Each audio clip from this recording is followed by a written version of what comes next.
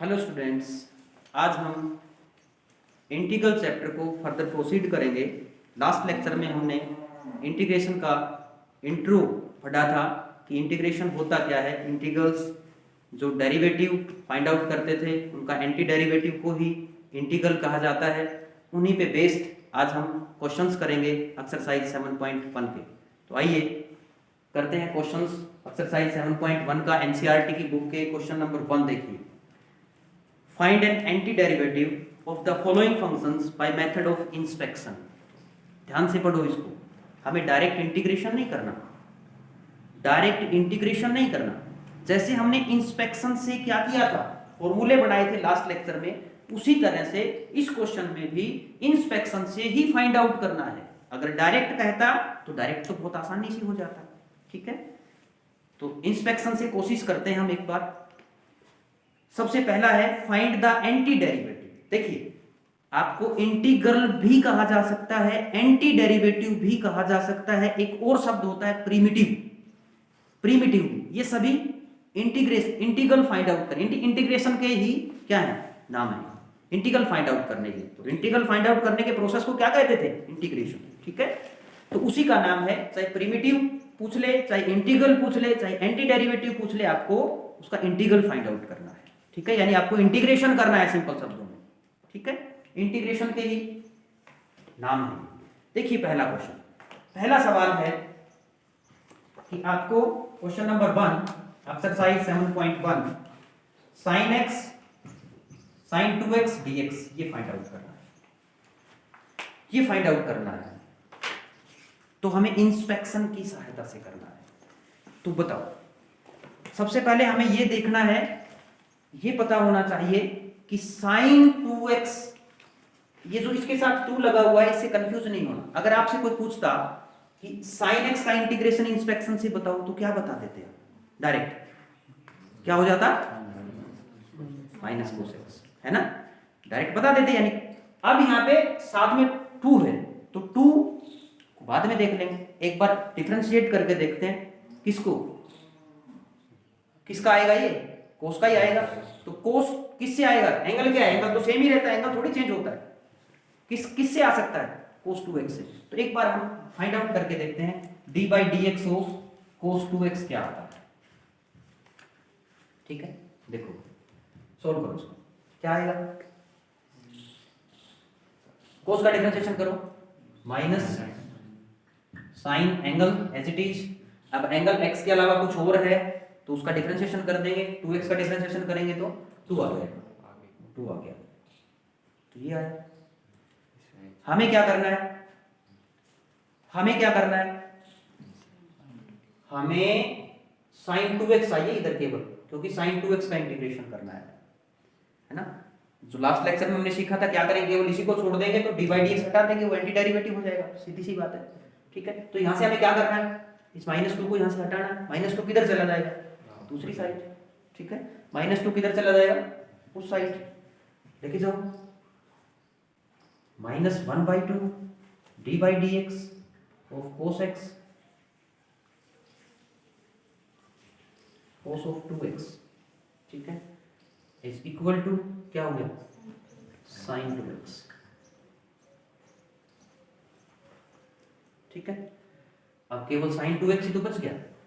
इसका मतलब क्या है, इसका मतलब क्या है, दिस इंप्लाइज sin 2x का integral with respect to x क्या हो जाएगा, -1/2 तो कांस्टेंट है, तो cos 2x अपॉन -2 या -1/2 आगे लगाओ, cos 2x एक ही, यानी cos 2x अपॉन 2 आगे माइनस का साइन, और एक और चीज आती है इसमें, क्या, प्लस, ठीक है। अगर ये थोड़ा सा आपको दिक्कत महसूस होती है तो इसको ऐसे भी कर सकते हो, जैसे स्क्वायर रूट होता था तो हम क्या लेते थे, स्क्वायर रूट को खत्म करने के लिए स्क्वेयरिंग ऑन बोथ साइड्स, है ना। तो इसमें क्या कर सकते हो, क्या कर सकते हो, इंटीग्रेशन का साइन लगा सकते हो, उससे बढ़ जाएगा, लेकिन ऐसे ही करना है, ये साइन आ जाएगा, ठीक है। ये क्वेश्चन नंबर 1 था। नेक्स्ट क्वेश्चन नंबर 2 देखिए, cos 3x,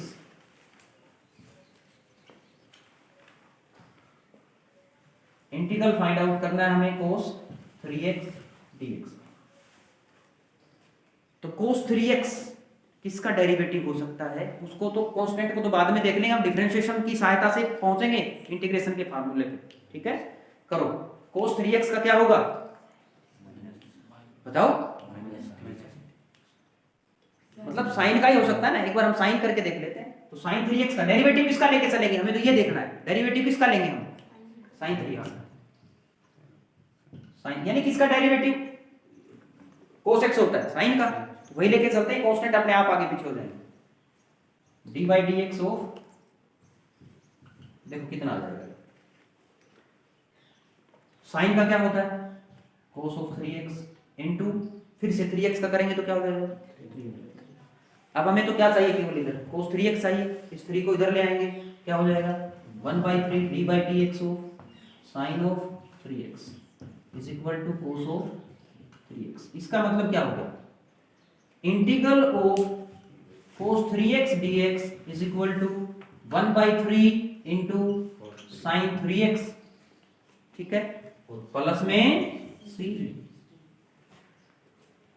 ठीक है, समझ में आया कि नहीं आया। अब आगे चलते हैं question number 3। e raise to the power क्या है 2x। e raise to the power 2x। देखिए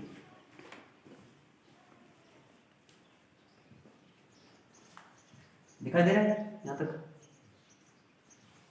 e raise to the power 2x dx। ठीक है, करो। किसका होता है ये डिफरेंशिएशन, किसका होता है, एक्सपोनेंशियल फंक्शन का डिफरेंशिएशन एज इट इज होता है, इसी का डिफरेंशिएशन करके देखते हैं। dy dx of e raise to the power 2x क्या हो जाएगा, ये एज इट इज इनटू 2। हमें तो इधर केवल क्या रखना है, यही रखना है, 2 इधर आएगा तो किसमें हो जाएगा डिवाइड में, into e raise to the power 2x, और ये हो जाएगा e raise to the power 2x। ठीक है, तो this implies integral of 2x dx is equal to, बोलो क्या आएगा 1/2 e raise to the power 2x plus है। ठीक है, कोई दिक्कत है, समझ में आ गया कि नहीं आ गया। ठीक है, आगे करते हैं क्वेश्चन नंबर 3। देखो एक बार क्या कर सकते हो, पढ़ के देखो, बिल्कुल सिंपल है। नेक्स्ट जो क्वेश्चन है वो है ax plus b whole square, यही है ना। तो ax plus b whole square आप बता सकते हो क्या, ये किसका डेरिवेटिव हो सकता है, किसका डेरिवेटिव हो सकता है। Question number 4, ax plus b whole square dx। ठीक है, तो आप बताओ ये पावर 2 किसका डेरिवेटिव होगा, पावर 2 किसका डेरिवेटिव होगा। डिफरेंशिएशन में हम क्या करते थे, पावर को एक कम करते थे, समझ में आया। जैसे एक्स क्यूब का, कॉन्स्टेंट्स को छोड़ दो, वेरिएबल की बात कर रहा हूं, एक्स क्यूब का डेरिवेटिव एक्स स्क्वायर में आता था, इसी तरह से इसकी पावर 2 है तो ये किसका डेरिवेटिव है, इसकी पावर 3 का। कॉन्स्टेंट्स तो अपने आप आ जाएंगे, तो हम किसका डेरिवेटिव लेके चलेंगे, कहां से आ सकता है हमारे पास formula, ax plus b raise to the power 3, उसके क्यूब से आ सकता है। ठीक है, तो हम डेरिवेटिव किसका करेंगे, इसी का करें। देखो dy बाई dx ऑफ, ये बात समझ में आ रही है ना कि 3 क्यों लिया यहां पे। ठीक है, करो, पावर आगे आ जाएगी, एक पावर को कम कर दो,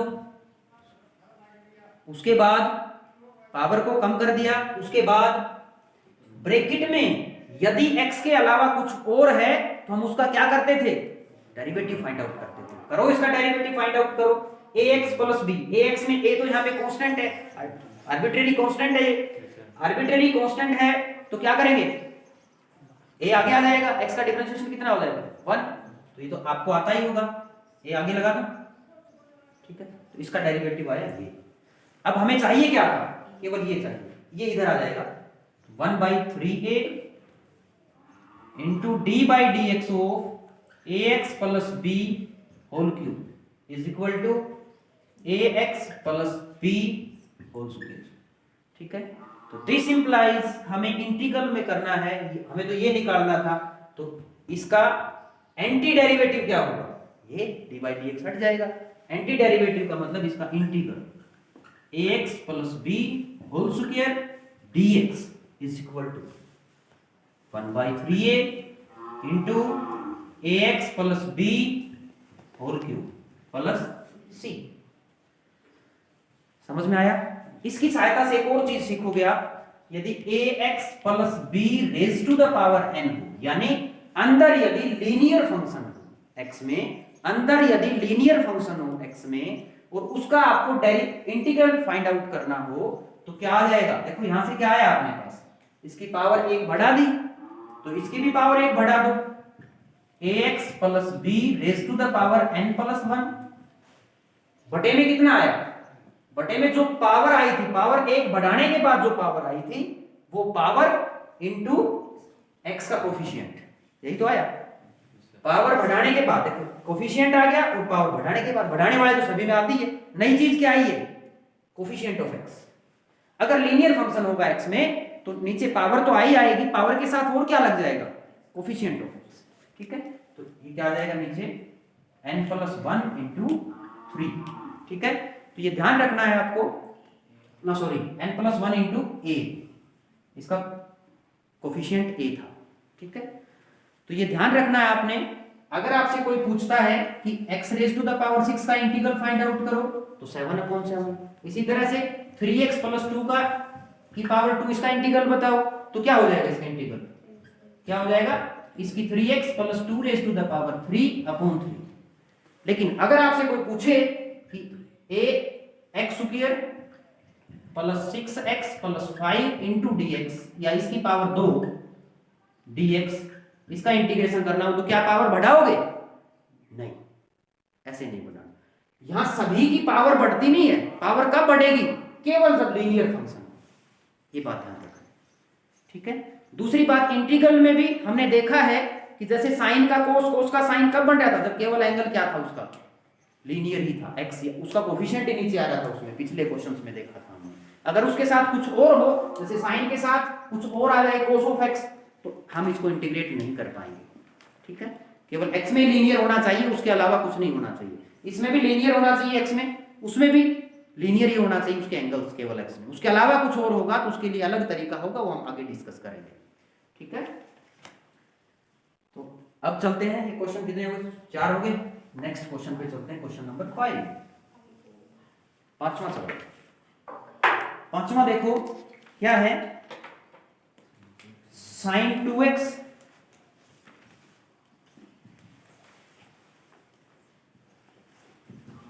sin 2x minus 4 e raise to the power 2x, ठीक है। ये देखेंगे, ये दो अलग अलग फंक्शंस हैं, तो हम अलग अलग फंक्शंस का इंटीग्रल अलग अलग कर लेते हैं। अलग अलग करें क्या, ये क्या आ जाएगा, एक बार sin 2x dx अलग अलग लगा लेते हैं, 4 e raise to the power 2x dx, तो ये आ जाएगा sin 2x, या अभी आप यूं कहोगे जी हमें तो इसकी प्रॉपर्टीज के बिना ही करना था, तो उसके बिना करोगे तो भी हमें क्या लेके चलना पड़ेगा, अलग अलग लेके चलना पड़ेगा, उसकी वो भी कर सकते हैं। तो एक बार देखो sin 2x किसकी सहायता से आएगा, sin 2x cos 2x का लेके चलेंगे जो स्टार्टिंग में किया था, तो यहाँ कर दोगे वैसे ही। इसी तरह से 4 तो आगे आ गया, e raise to the power 2x का भी हम कर चुके, उसका लेके चलेंगे, e raise to the power 2x का लेके चलेंगे, तो उसके आधार पे हम क्या कर सकते हैं, एंटी डेरिवेटिव दोनों का अलग अलग निकाल लेंगे, बीच में माइनस का साइन आ जाएगा। तो सेम क्वेश्चन है, कर सकते हैं ना सभी, हो जाएगा। आगे चलते हैं, क्वेश्चन नंबर 6। अब देखिए केवल 5 ही ऐसे क्वेश्चंस थे जिनको हमने किसकी सहायता से करना था, इंस्पेक्शन, यूजिंग इंस्पेक्शन। अब हमें डायरेक्ट करना, find the following integrals in the exercise. देखिए question number 6,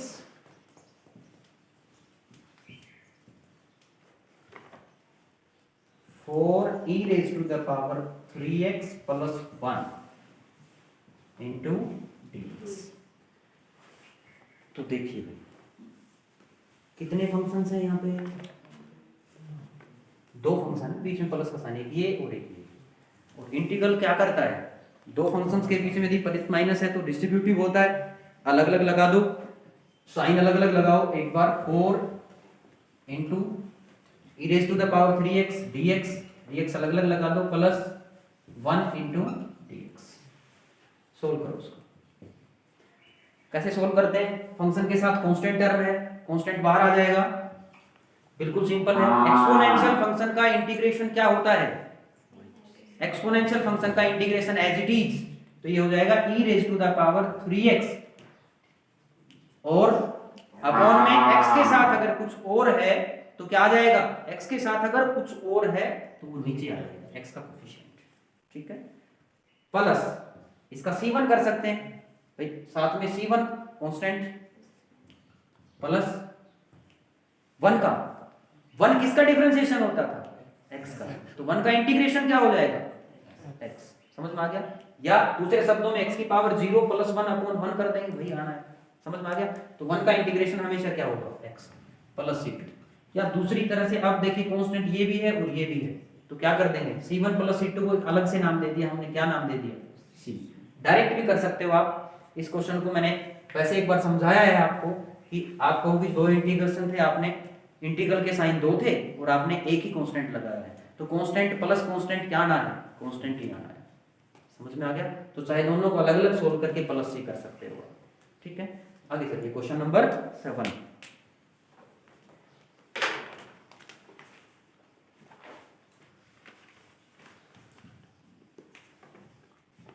x square into 1 minus 1 upon x square dx।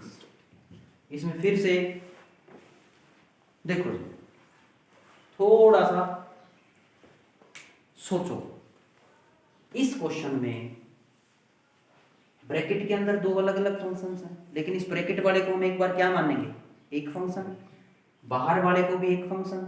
अगर मैं इसको एक फंक्शन मान लूं कि ये अकेला एक फंक्शन है, ये अकेला एक फंक्शन है, तो दो फंक्शंस आपस में क्या होंगे, मल्टीप्लिकेशन में है, तो क्या मल्टीप्लिकेशन में इंटीग्रेशन है वो डिस्ट्रीब्यूटिव है क्या, नहीं है, मल्टीप्लिकेशन में डिस्ट्रीब्यूटिव नहीं है, तो क्या हम इसको फिर आगे सोल्व ही नहीं कर सकते। अगर डिस्ट्रीब्यूटिव नहीं है तो एक बार कोशिश करो कि ये फंक्शन मल्टीप्लिकेशन हो सकती है क्या इनकी, ये चेक करो, मल्टीप्लाई हो सकती है क्या, बाहर एक्स स्क्वायर अंदर मल्टीप्लाई तो हो सकता है, तो आसानी से सोल्व हो जाएगा। तो इसको हम क्या कर लेंगे, मल्टीप्लाई कर लेते हैं, करिए। एक्स स्क्वायर से 1 की मल्टीप्लिकेशन करेंगे, एक्स स्क्वायर आ गया, minus x square into 1 by x square से एक्स स्क्वायर कैंसिल हो जाएगा, कितना आएगा 1 इंटू dx। अब दो फंक्शन बन गए और दोनों के बीच में साइन कैसा है, माइनस का, तो ये डिस्ट्रीब्यूटिव है माइनस पे, तो अब अलग अलग कर दो, x square dx minus 1 dx। X square का इंटीग्रेशन क्या आ जाएगा, एक्स क्यूब अपॉन 3 माइनस 1 का क्या आ जाएगा, x प्लस, वेरी सिंपल, ठीक है। आगे चलते हैं क्वेश्चन नंबर 8। देखिए 8 क्वेश्चन देखो,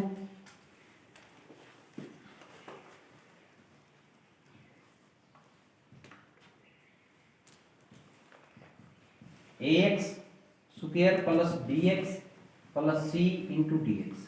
कितने फंक्शंस हैं भाई, 3 फंक्शंस हैं, प्लस माइनस में है, इंटीग्रेशन क्या होता है, डिस्ट्रीब्यूटिव होता है प्लस माइनस पे, तो अलग अलग लगा दो, एक बार ax square dx plus bx dx plus c dx। Solve करो, a तो क्या था, बिल्कुल सिंपल, अब तो हम कई बार कर चुके हैं, a कांस्टेंट है बाहर आ जाएगा, x स्क्वायर का इंटीग्रेशन क्या हो जाएगा, पावर को 1 बढ़ा दो बटे में 3 प्लस b कांस्टेंट था बाहर आ गया, x का x स्क्वायर बाई 2 c का x, ठीक है, प्लस यहाँ पे c आ चुका तो c की जगह कुछ और दे दो, क्योंकि c आ चुका है तो c की तो वही वैल्यू रहेगी ना, c1 c2 c3 कुछ भी p क्यू कुछ भी दे सकते हो, ठीक है। नेक्स्ट क्वेश्चन नंबर 9 तो सिंपल ही है, 9th क्वेश्चन तो बिल्कुल सिंपल है, कर लोगे ना, बिल्कुल अलग अलग हो जाएगा, 2 बाहर निकाल लो, एक्स स्क्वायर का क्या हो जाएगा, एक्स क्यूब अपॉन 3, ठीक है, प्लस एक्सपोनेंशियल फंक्शन का as it is plus C कर देंगे, ठीक है। अब ये है root x, question number next, root x, question number 10 देखते हैं। Integral of root x minus 1/√x इसका होल स्क्वायर। बताओ क्या मैं इसकी पावर 2 है तो क्या एक पावर बढ़ा के बटे 3 कर दूं सीधा इंटीग्रेशन इसका? नहीं, क्योंकि x की अंदर पावर कितनी होनी चाहिए? 1। यहाँ पे x की पावर कितनी है? यहाँ 1/2, यहाँ पे -1/2। तो ये वो फॉर्मूला नहीं लगेगा कि पावर 1 बढ़ा दो बटे वो कर दो। क्या करेंगे? और कोई दूसरा तरीका है सोल्व करने का? a माइनस बी का होल स्क्वायर। ठीक है, तो क्या होता है? खोल दो इसको। रूट एक्स का होल स्क्वायर क्या आ जाएगा? x minus 1/x। ठीक है, माइनस थोड़ी आएगा, plus a square plus b square minus 2ab। 2 into root x into 1/√x करेंगे तो 2 आ जाएगा इंटू dx। जब हम अलग अलग इसका इंटीग्रेशन करेंगे तो x का इंटीग्रेशन क्या होता है? x square by 2। 1/x का क्या होता है? 1/x डिफरेंशिएशन किसका होता है? log x का। तो 1/x का इंटीग्रेशन log x। log इसके साथ मोड लगा, माइनस 2 तो कांस्टेंट था, जो भी dx आता है तो उसका x आ जाएगा प्लस में। ठीक हो गए 10 क्वेश्चंस शायद आज के लिए इतना काफी है। इससे आगे करते हैं नेक्स्ट लेक्चर में। Thank you, good bye.